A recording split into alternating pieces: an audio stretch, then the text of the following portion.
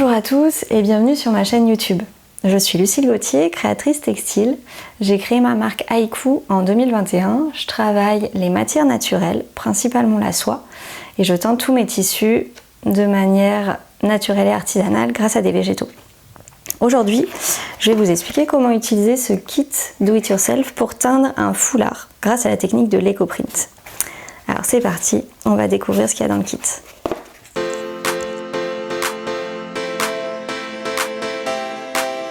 Nous allons passer à l'ouverture du kit. Hop.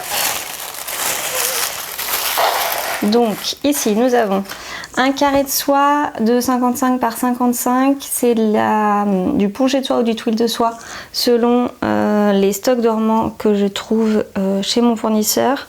Soie 100% naturelle qui a été mordancée avec du sel d'Alain. Donc le mordançage, c'est une étape primordiale en teinture végétale pour que la teinture soit stable et solide dans le temps, que ce soit la lumière ou au lavage. Donc ici ça a été fait au sel d'Alain. Le sel d'Alain, vous trouvez ça en droguerie ou en magasin spécialisé. Il faut savoir, selon le mordant utilisé, les couleurs de teinture vont différer. Il y aura des nuances selon le mordançage.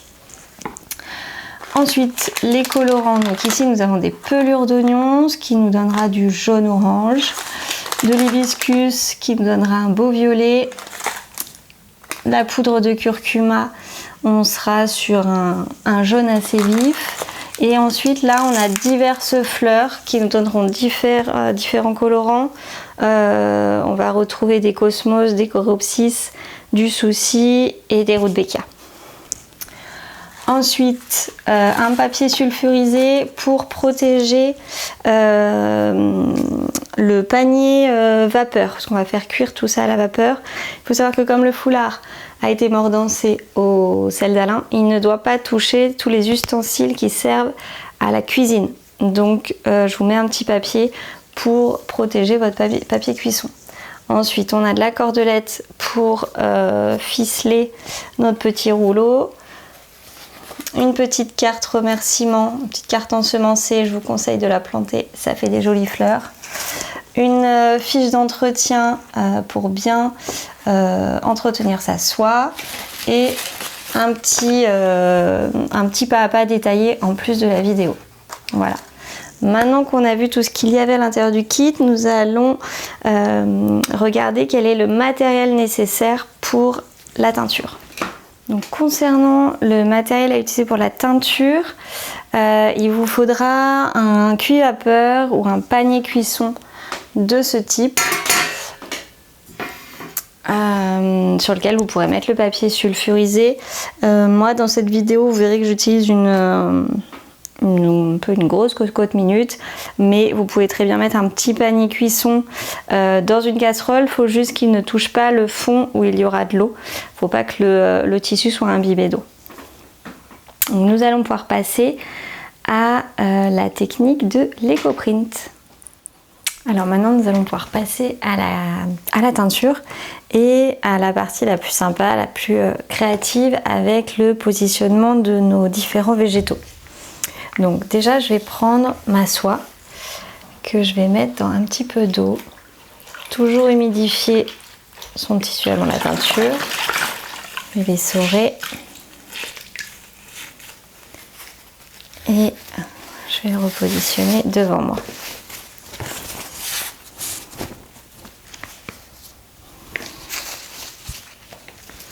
Donc là on va travailler en symétrie, donc on va plier notre tissu sur sa moitié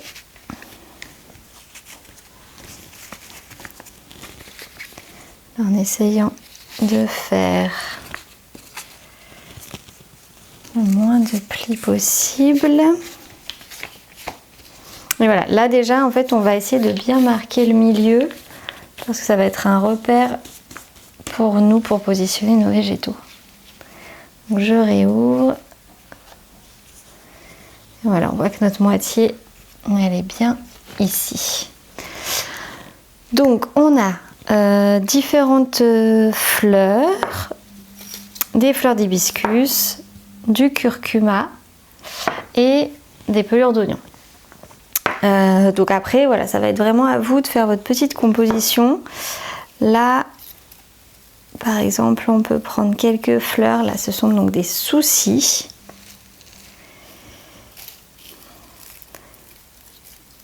J'ai aussi des petites coréopsis séchées. Ça marche très très bien. On va en mettre quelques-unes. Et donc voilà, là, c'est vraiment à vous de faire votre composition, de laisser libre cours à votre créativité. On peut faire des choses très rangées, des choses un peu plus éparses. Donc là, si on avait un souci, là c'est un petit cosmos.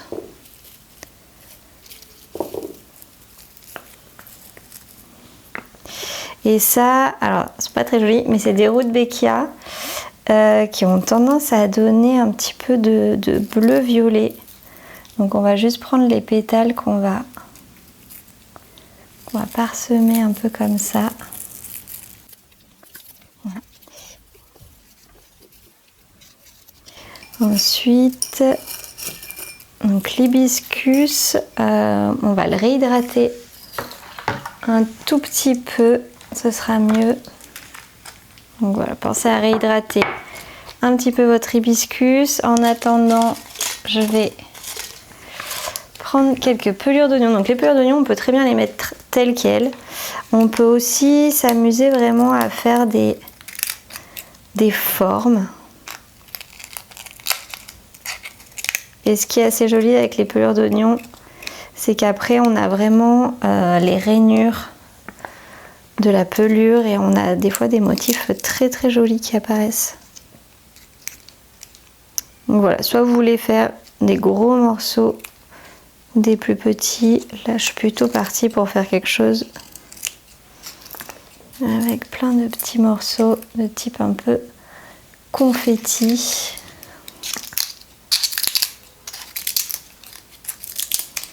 Donc voilà, pensez quand même à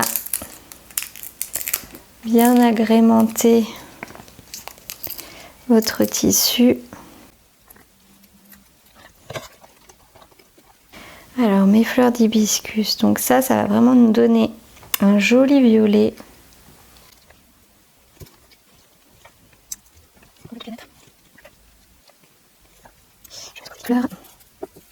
Et là j'ai plein de petites pétales, je vais les parsemer un petit peu partout.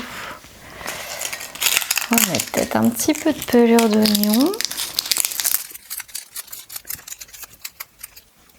Pensez à bien venir aussi quand même proche de la ligne. Voilà. Et là, donc je vais saupoudrer un petit peu. Donc le curcuma, c'est quand même assez intense en couleur. Donc je vais juste me faire quelques zones. Vraiment de venir parsemer.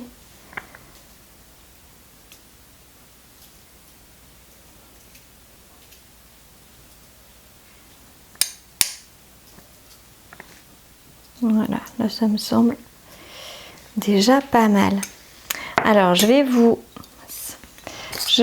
montrer d'un peu plus près ce que ça donne. Vous pouvez voir d'un peu plus près la composition que j'ai réalisée avec les fleurs d'hibiscus qui sont ici. Le colorant est déjà en train de fuser. La poudre de curcuma, les pelures d'oignon qui ont été coupées pour un côté un peu plus graphique. Ensuite on a les fleurs, donc coréopsis par ici, les soucis, les cosmos. Donc voilà, maintenant on va pouvoir plier notre tissu sur sa moitié, rouler tout ça et le faire cuire à la vapeur.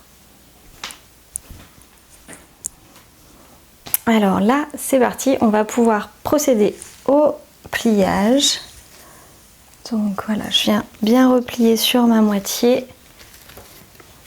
C'est de bien tendre mon tissu, qu'il n'y ait pas de plis. Voilà. On va le replier comme ça.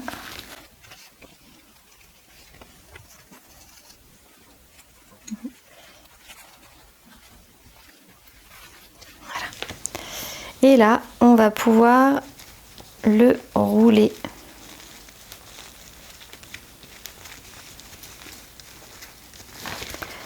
On va essayer de faire ça, voilà, de bien serrer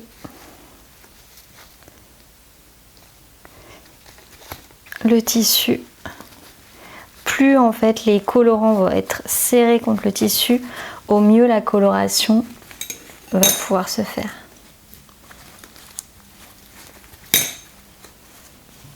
On voit déjà le beau violet qui apparaît.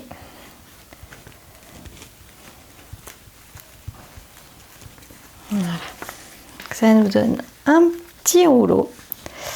Et là, on va prendre la cordelette qui était dans le kit.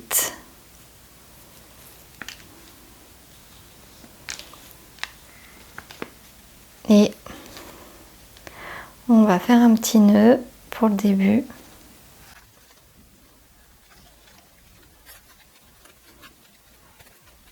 Et là, on roule assez fort. Et ensuite, on va venir le coincer la fin du fil. Hop, par ici, pour faire un nœud. Voilà, donc on est avec un petit boudin assez serré, assez compact, qu'on va venir mettre dans notre cuit vapeur, panier vapeur, ce que vous avez.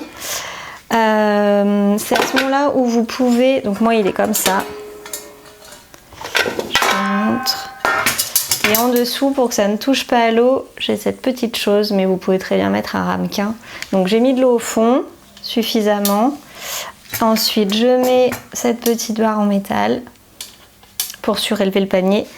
Et je vais pouvoir mettre mon panier dedans. Moi je m'en sers tout le temps pour la teinture, donc je le mets comme ça. Vous par contre, si c'est un panier que vous utilisez pour la cuisine, vous pouvez mettre le petit papier sulfurisé qui était dans le kit pour protéger. Ensuite je le mets à l'intérieur, on referme, et là on va faire cuire à la vapeur pendant 1 heure. Après 1 heure de cuisson, on peut laisser refroidir tranquillement le rouleau, quitte à l'ouvrir même le lendemain ou quelques heures plus tard, le temps que les colorants infusent vraiment. Et si c'est trop difficile, on peut aussi l'ouvrir tout de suite. Donc, hop. Donc voilà, là on voit qu'il a déjà il s'est déjà bien teinté. On va couper la cordelette en faisant bien attention de ne pas couper la soie. Voilà, on déroule tout ça.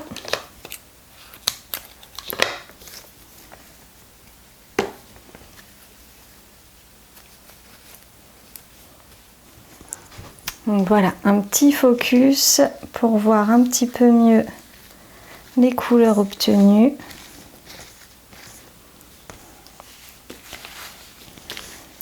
Donc voilà, après à vous de jouer avec les teintes selon le rendu que vous voulez avoir.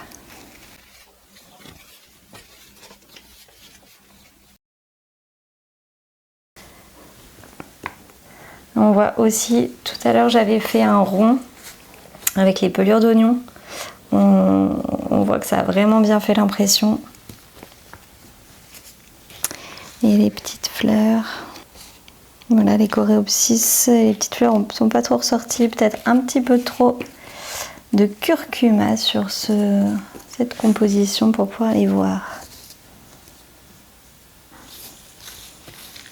Hop. Donc voilà, les petits déchets après, vous pouvez les mettre à la poubelle. Et puis, on va pouvoir rincer le tissu à l'eau claire.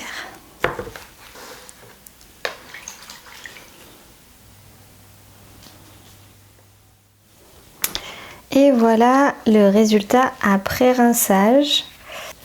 Et voilà, vous voyez pas mal de nuances de couleurs. Donc là, on a l'hibiscus, là, on a les pelures d'oignon, on a le curcuma. Il y a certains petits détails comme ça où c'est le rudbeckia. Et certaines pointes d'orange qui sont les fleurs, mais j'en ai pas une qui s'est bien dessinée sur ce coup-là que je pourrais vous montrer. On verra le résultat sec, je vais le faire sécher et puis on verra ça. On verra le résultat tout à l'heure. Voilà, et bien la vidéo touche à sa fin. Je vous montre le rendu à sec du foulard. Franchement, je trouve que le résultat est très très beau. On obtient vraiment des très belles couleurs.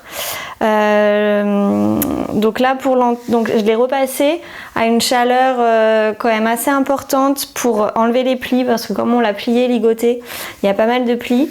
N'hésitez pas à mettre aussi de la vapeur ou à vaporiser un petit peu d'eau. Et ensuite, voilà, pour le lavage, plutôt laver à la main avec un savon doux. Parce que les pH peuvent altérer, ou changer en tout cas les couleurs. Donc si vous voulez rester sur ce résultat, un pH assez basique et un savon doux fonctionnera très bien. Je vais vous faire un petit focus des couleurs. Petit focus sur les couleurs obtenues sur ce foulard. Je trouve que le rendu est vraiment très joli. Voilà, n'hésitez pas à me dire ce que vous en pensez en commentaire aussi. J'espère que cette vidéo vous a plu, que ça vous donnera envie de continuer dans l'exploration de la teinture végétale, qui est vraiment un domaine passionnant. N'hésitez pas, si vous avez des questions, à me les poser en commentaire de cette vidéo ou à me contacter sur ma page Instagram, je vous répondrai avec plaisir. Je prévois de faire bientôt une vidéo avec un tutoriel de coiffure grâce au foulard. Donc j'espère pouvoir vous montrer ça bientôt. Merci, au revoir.